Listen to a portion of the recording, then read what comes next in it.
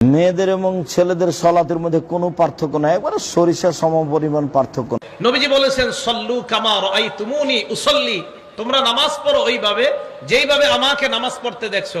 আমাদের দেশের আবার একদল লোক এই হাদিসের একটু বইলে আগে পরে কয় না।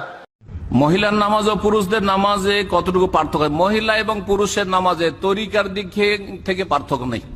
কেমন? আর নবী কি বাংলায় কথা কইছে? কথা বলেন না কেন?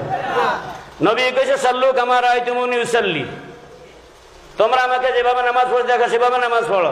এরা হাদিস এটা দি কয় পুরুষের নামাজ যেমন মহিলার নামাজও তেমন। আল্লাহর কসম, পুরুষের নামাজ যেমন মহিলার নামাজও তেমন। এই মর্মে সহিহ হাদিস দূরের কথা, একটা হাসান হাদিসও নাই, একটা জয়ীফ হাদিসও নাই, একটা মওযু হাদিসও নাই। রাসূল সাল্লাল্লাহু আলাইহি ওয়াসাল্লামের তরিকায় হইতে হবে। একটা হাদিস দেখান তো যে মহিলাদেরকে নবী সাল্লাল্লাহু আলাইহি ওয়াসাল্লাম বলেছেন যে হে সাহাবী মহিলারা, তোমরা আমার ফাতেমার তরিকায় নামাজ পড়িও।